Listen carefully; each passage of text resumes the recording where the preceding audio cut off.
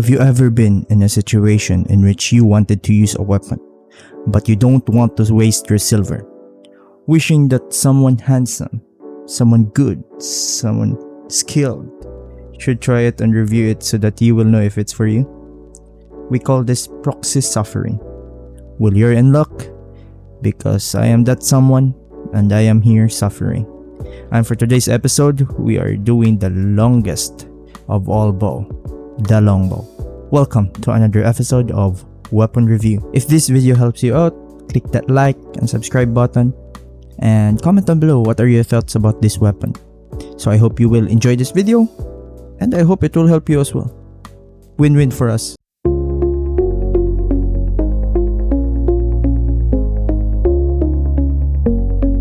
The longbow is obviously part of the sword weapon tree. Oh my god, that's bad. It's obviously part of the bow weapon tree. It's commonly used on PvE, ZVZ, and group content. It is not a popular choice when it comes to solo mist PvP. It's not exactly meta as well, but it does work surprisingly well when played right.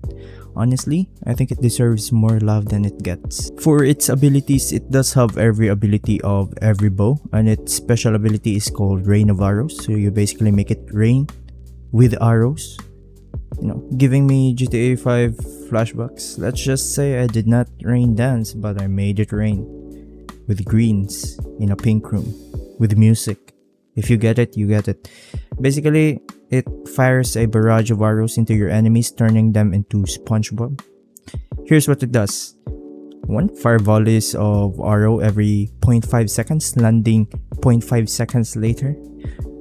And it channels for 1.5 seconds. So basically, there's a 3 batches of arrowed fire right there. Each volley deals 312 physical damage in a 5 meters AoE. Slows enemy by 20% for 3.07 seconds. So specific. Has a base cooldown of 15 seconds. I don't understand. Why would they put 0.07? Why not just 3 seconds, man? It's weird. But anyways, so 312 times 3. That's the base physical damage, I think. And that's quite a lot. Almost 900 damage. So for the equipment that I used when I reviewed this one, I used Assassin Jacket, Assassin Shoes, and Call of Purity. For the skills, I used Deadly Shot for poke and Frost Shot for keeping distance and chasing as well.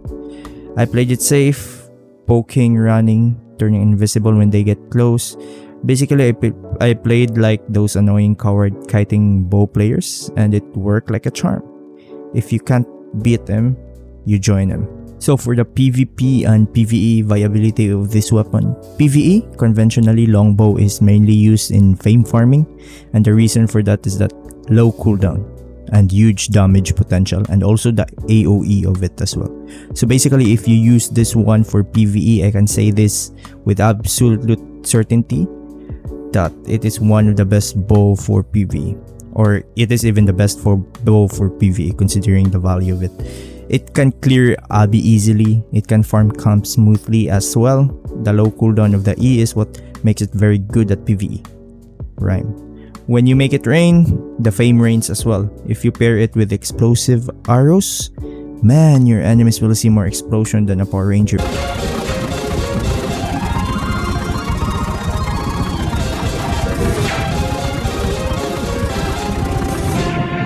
Movie. I was gonna reference something else, but I might get cancelled for it. The only thing missing for this weapon to be the pinnacle of PvE is the sustain, which to be fair is lacking to most weapon. Other than that, this is a great weapon for PvE. Now let's talk about the PvP viability of this weapon. The PvP potential of this weapon is much better than I thought. I played it with a hit and run tactic by keeping distance and attacking enemies from afar. I thought at first the channeling time for the E is gonna be bad or something that would affect my gameplay that much, but it's not as bad as I thought. The damage is good, the kiting potential is superb, especially when I was playing a cooldown build, Pork Omelette, Shoes, and Assassin Jacket with cooldown passive for both the Shoes and the Assassin Jacket. So let's just say I kited the Shrek out of this weapon. It's a good thing, fresh air for me to be the one who's kiting and not getting kited by bow. It feels good as a dagger player, you know. Now let's talk about the strengths and weaknesses of the longbow in PvP. So the low E cooldown is a really good selling point for this weapon. The fact that you can cast your E twice before the E of most enemies have cooldown is a very good deal. The kite potential makes it very good as well, chipping away the enemy's HP while keeping distance. It is a nightmare for melee players. I can attest to that one. I've been playing dagger for a while now, and I try to avoid any bow matchups. Frost shot is just something that I hate. But just like what they say, every bow has a string attached, and for the longbow, where it is strong, it is also very weak.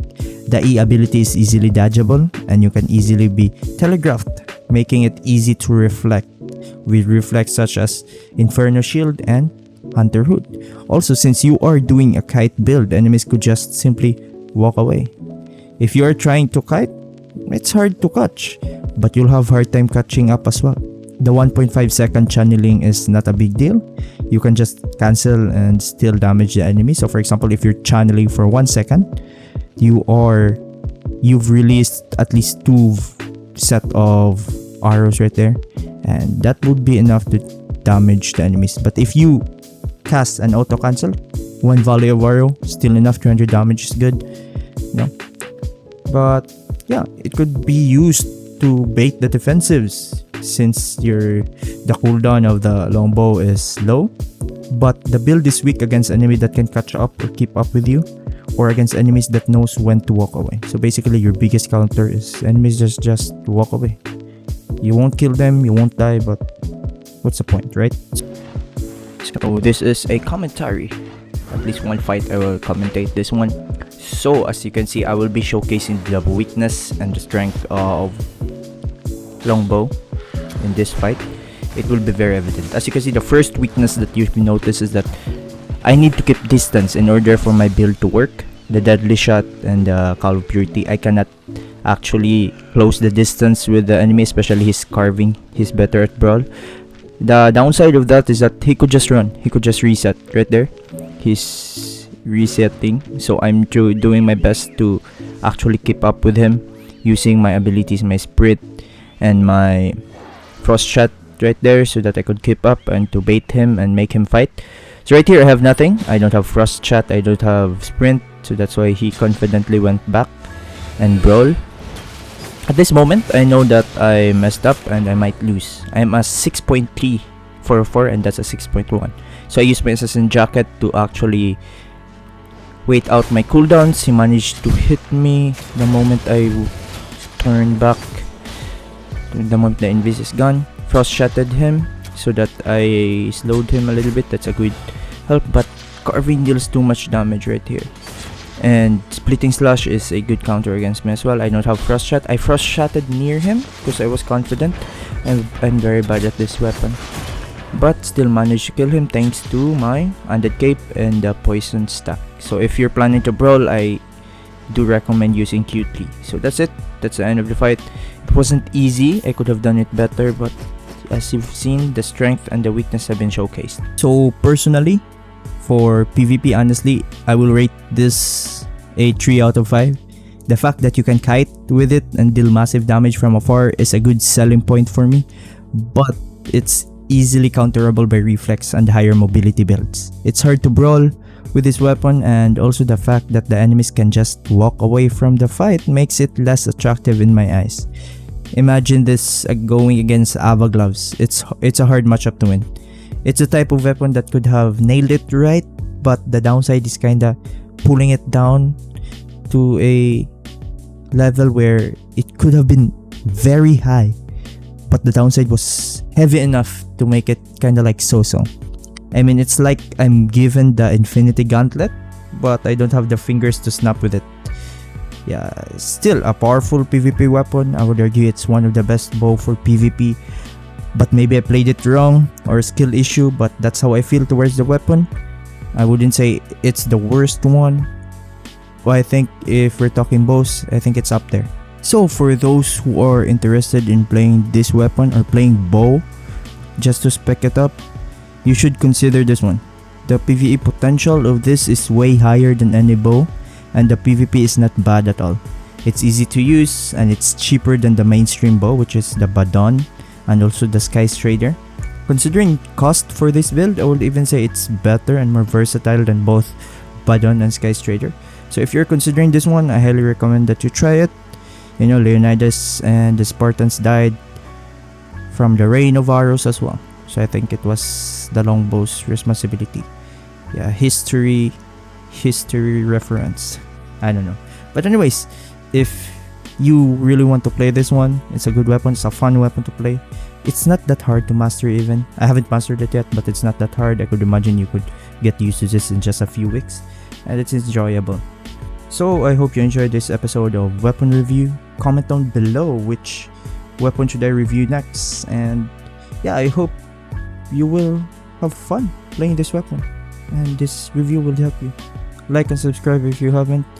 And I think that's all. No string attached. Now I'm not a bow. Bye bye.